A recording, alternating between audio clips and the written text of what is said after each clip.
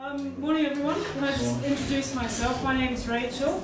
I'm the CEO for South Luangwa Conservation Society. I've been in Luangwa for going on 12 years now, and I've been doing this full-time for 7 years. The majority of what we do is law enforcement, working with Zawa. The scouts that we support are called village scouts. They're from the community. They have the same training as Zawa. They have the same powers of arrest, and they fall under the community resource boards. In each chiefdom surrounding South Luangwa, there's a community resource board which is meant to manage wildlife and natural resources in the game management areas. And each community resource board gets money from legal hunting. They get 50% from professional hunting that takes place in the game management areas.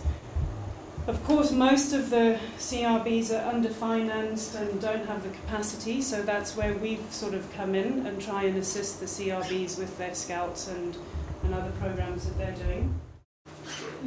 South Luangwa has had a lot of money put into it over the last sort of 30 odd years. We're talking of millions and millions, most of it coming from the Norwegians, and this is the sort of final year of support from NORAD, so they've come to what they call SLAMU Phase 5, and NORAD will be pulling out totally at the end of this year.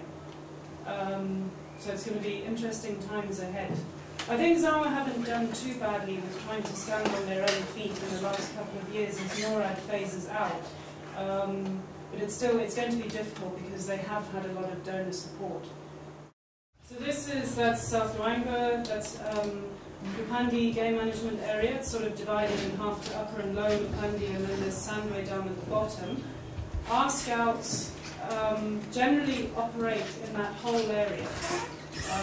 So it's a massive area that we're talking about, and it's a large area to cover. But just to point out that it's not only our sort of 40 odd scouts who are patrolling. Zawa have an additional 100 odd as well who are patrolling in the area. We estimate about 42% of the people in Luangwa use snares to provide a source of protein. This year it may have gone up. We'll talk a little bit more about snaring just now. Recent rises in poaching, possibly a combination of the increase in human population in the area, resulting in a higher demand for bushmeat. And there's definitely a strong shift from the old rural subsistence hunting to now basically full-blown commercial bushmeat trade. So snaring is one of the most pervasive forms of poaching in Zambia, not only Zambia, many other places. If you look on the right, at the top of the wall, there's lots of different kinds of snares, used for buffalo, antelopes, that sort of thing. One of the major problems we have here is there is such a high availability of wire, whether it's from our Zesco electrical company, who've left literally massive rolls like this, sort of throughout the park, and that's responsible for thousands and thousands of snares. So of course, with all these snares, we have an awful lot of snared animals, and in the 12 years or 11 years that I've been here, I think this is the worst year that I've seen it. This is actually a baboon at my house, and I live sort of just down there. And in the end, his hand dropped off. He's fine. He's all right. I mean, he gets by. But it was a nasty process watching them. They're very tricky to dart.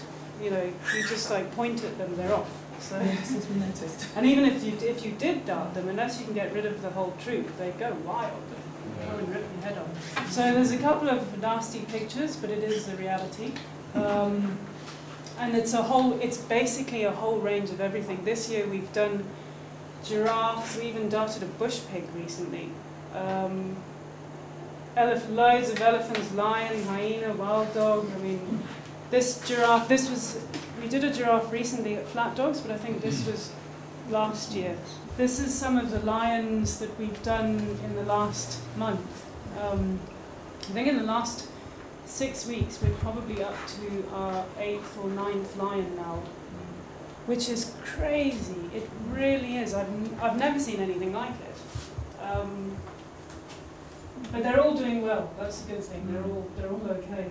It's amazing how these guys heal.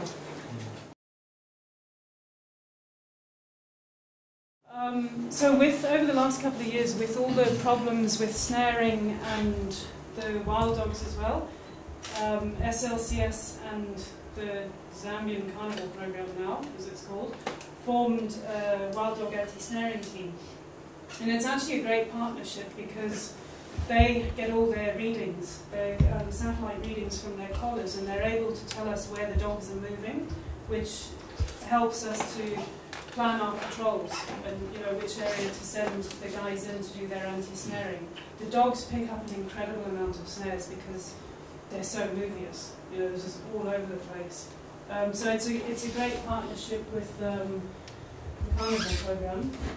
And now we've got it with the dogs, and we're hoping to expand it now with all the lion trouble we've had this year, the snared lions. We're hoping to expand and have a team that just concentrates on the lion movements.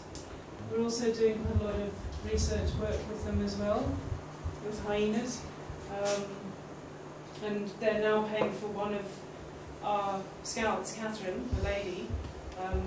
She's currently still being trained, but she's doing all the data entry and doing all the recordings on the snares. We're also mapping all of our conflicts, mapping areas of conflicts and also what mitigation measures are being used in those areas just over time, and then we can actually see what's working and what's not working. I believe a lot of our elephant poaching nowadays has sort of shifted away from the ivory poaching and is concentrating more on, it's like a retribution. It's a revenge because there is so much elephant conflict. People are just taking matters into their own hands now. They're so fed up with their fields being destroyed nightly. The Chile fences, what it is basically, you slash a buffer zone around your field, around your farm, a couple of meters each side, and you make a fence, 2 strands of sisal that goes all the way around. But you you smear the sisal and bits of cloth hanging on it in used engine oil, grease, and crushed dried chili. But that on its own doesn't work. It doesn't give off enough scent. So what we do is have chili bricks sort of smouldering in the corners, and the bricks are made out of elephant dung. The chili blasting is working nicely, and we have local-based hunters, so people from the community with the homemade muzzle-loading guns, and you pack it with chili, crushed chili. Dried chili, and there's basically a team that follows the elephants, and they try and catch the elephants before they come to the field. So we work out their routes as they're moving along during that harvesting season, and they shoot the chili in their direction, and that's proving to be the most effective. And the nice thing about this is that it wasn't us who came up with this idea, it was a farmer himself.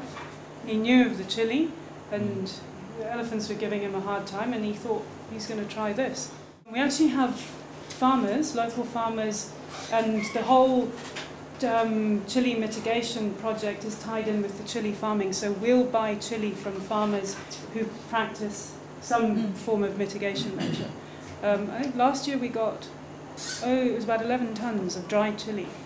And sold it, we sell it all to Rivonia. They buy everything.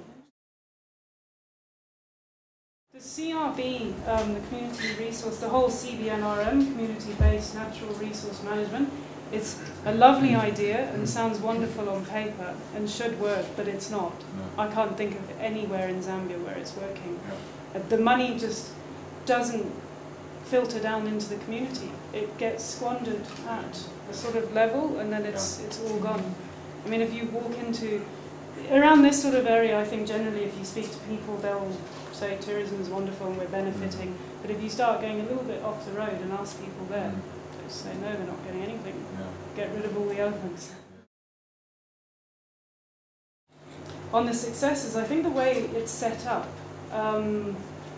lots of things, even the location, we're right in the village basically, and it does make a big difference. And the scouts are from the community, and we both spend a lot of time, because of where we are, just dealing with the community, whatever it is, one thing or another. It's basically a public office.